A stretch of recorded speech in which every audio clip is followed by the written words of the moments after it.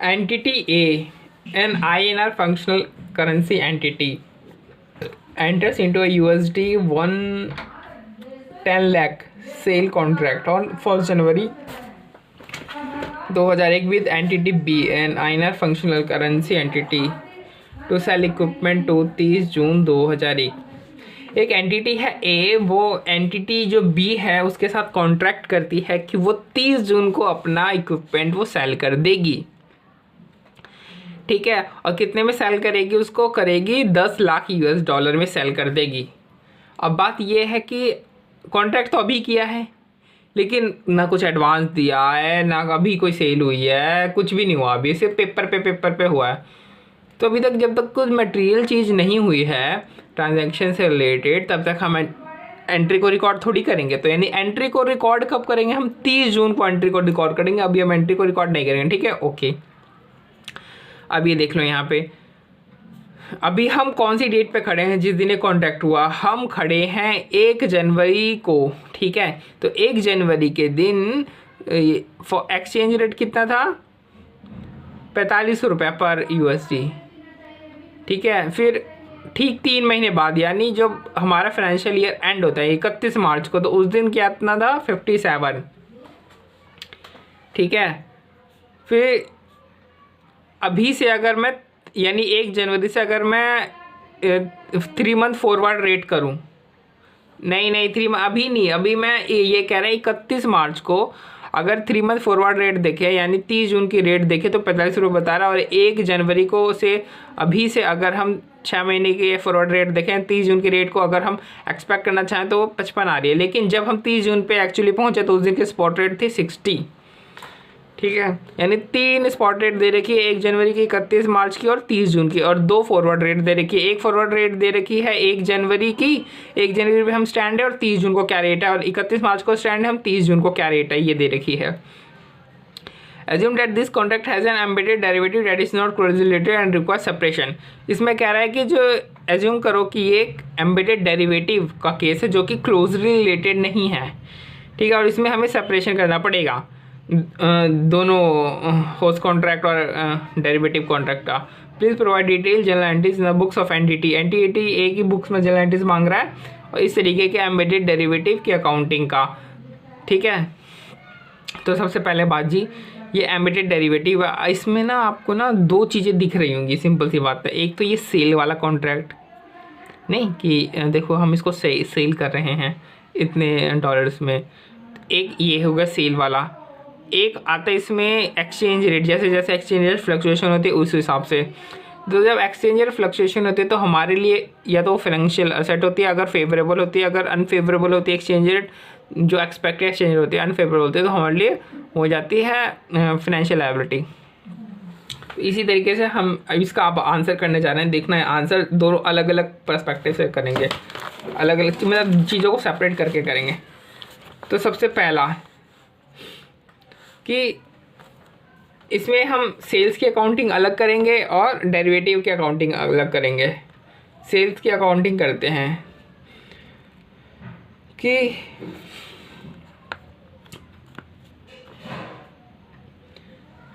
अभी हमने कॉन्ट्रैक्ट किया कि मैं आपको 10 लाख यूएसडी में जो है इक्विपमेंट वो बेच दूंगा, और जनवरी में मैं एक्सपेक्ट कर रहा हूँ कि जून को जो रेट होगी वो 55 रुपये की होगी, यानी 55 रुपये के हिसाब से मैंने बताया, जैसे मैं ना 55 लाख रुपए में मैं बेचता हूँ। ठीक है, मशीन, तो उस हिसाब से मैंने एक्सपेक्ट किया यार कि ना जून में जो हो गया एक्सचेंज है 55 के हिसाब से हो गया, यानी अगर मैं इसको अभी 1 लाख डॉलर मिलूँ तो उस समय मेरे को 55 लाख रुपए मिल जाएंगे। तो इस हिसाब से मैंने बताया उसको 10 लाख रुपए की, मतलब ये मान करके कि 55 रुपये एक्सचेंज रेट होगी। ठीक है, लेकिन इस दिन तो हमने ऐसा कुछ हम करेंगे नहीं, 1 जनवरी को एंट्री होंगी, ऐसा कुछ मटेरियल हुआ नहीं है। लेकिन जब अपने फाइनेंशियल ईयर एंड पे आते हैं तो हम देखते हैं बाप रे, जब हम 31 मार्च को आ गए तो हमें लगा कि भाई अब 3 महीने भी ही तो है 6 जून बचने में, तो भैया 3 महीने में तो जो उसकी रेट होगी वो 45 रुपये हो जाएगी, मतलब यार 10 सीधा 10 रुपये का फॉल आ जाएगा इसके अंदर। तो अब हम अपनी हमारी ये अनफेवरेबल कंडीशन हमारे लिए, तो हम क्या करेंगे इसका वो कर लेंगे, अरे हम क्या करेंगे इसका, अरे वो फाइनेंशियल लायबिलिटी हम ना रिकॉर्ड कर लेंगे। तो हमने ना फाइनेंशियल लायबिलिटी को रिकॉर्ड कर लिया। अनफेवरेबल कंडीशन थी, 1 लाख रुपए का हम मानेंगे कि हमारा जो है वो लॉस हो गया। ठीक है, ठीक है। अब हम 31 मार्च पे थे, तो हमने फाइनेंशियल ईयर एंड पे हमने देखा कि भाई हमें लॉस हो रहा है, तो फाइनेंशियल लायबिलिटी हमने बुक कर ली। अब हम जाएंगे 31 मार्च के बाद जून पे आते हैं। जून पे देखते हैं कि अरे हैं, जून पे तो आज की स्पॉट रेट, तो आज मेरे को सेल करनी है, आज की स्पॉट रेट तो 60 रुपये। मतलब जो मैंने पीछे 3 महीने पहले जो 31 मार्च को मैंने जो फाइनेंशियल लायबिलिटी जो बुक किया था, यानी जो लॉस जो मैंने बुक किया था 1 करोड़ का, यार वो लॉस तो एक्चुअली में है ही नहीं, वो तो प्रॉफिट होना चाहिए। तो जो लॉस था मैंने, फिर वो मैंने, आप ये देखेंगे 30 जून को क्या किया मैंने, इसको रिवर्स कर दिया कि भैया लॉस गलत बुक कर लिया था, लॉस होना चाहिए था, फ़ायदा होना चाहिए था। यानी मैं वापस 55 पे आ गया, 45 से सीधा 55, जब मैंने इसको वापस रिवर्स कर दिया। तो अब लेकिन अब आज की रेट क्या है, 60 आ रही है, यानी 5 मेरे को और बढ़ाने पड़ेंगे इसमें। तो 5 रुपये से मैंने और, यानी 5 रुपये फेवरेबल हो गए मेरे लिए। तो मैंने फाइनेंशियल एसेट बुक कर ली 5 रुपये की, और 5 रुपये का मेरा प्रॉफिट हो गया। ये सब तो ठीक है, ये तो मेरी डेरिवेटिव की अकाउंटिंग है। मतलब एक्सचेंज लॉस जो होता है एक तरीके से डेरिवेटिव तो होता है। तो अभी मैं डेरिवेटिव की अकाउंटिंग कर रहा हूँ, सेल की अकाउंटिंग जो है वो नहीं कर रहा हूँ। ठीक है, ये सब डेरिवेटिव की अकाउंटिंग है। फिर 30 जून को मेरे को सेल भी तो करनी है। तो मैंने क्या किया,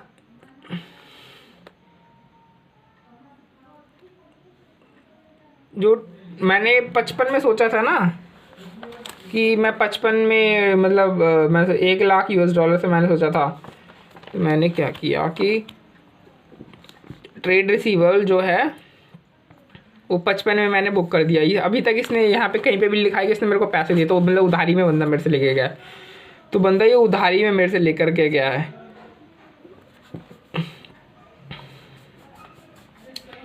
उधारी में मेरे से अगर वो बंदा लेकर के गया तो कितने में लेकर के जाना चाहिए, आज के स्पॉट रेट के हिसाब से लेकर के जाना चाहिए ना, 10 लाख गुणा 60। तो 10 लाख गुणा 55 तो ऑलरेडी जो है वो मैंने सोच के ही रखा था कि मैं ये वाली एंट्री कर दूंगा जब वो मेरे से लेकर के जाएगा। तो ठीक है, ये जो सोची हुई हमने पहले एंट्री जो सोची हुई थी वो हम 30 जून को एंट्री कर देंगे कि हाँ ये मेरे से इतना लेकर के गया है। तो इसके मेरे ट्रेड रिसीवेबल 55 करोड़ के हो गए। लेकिन 55 की तो मैंने छोड़ के रखी थी, लेकिन आज की डेट आज की है कितनी रेट, 60 की है ना। तो 5 का तो मेरे को फ़ायदा हुआ ना इसमें, मतलब 5 रुपये मेरे को तो वो और देगा। तो ये देखो, ये जो फाइनेंशियल एसेट जो हमने क्रिएट कर रखी है 50 लाख की, ये इस 50 लाख से मैंने ये और बढ़ा दिया।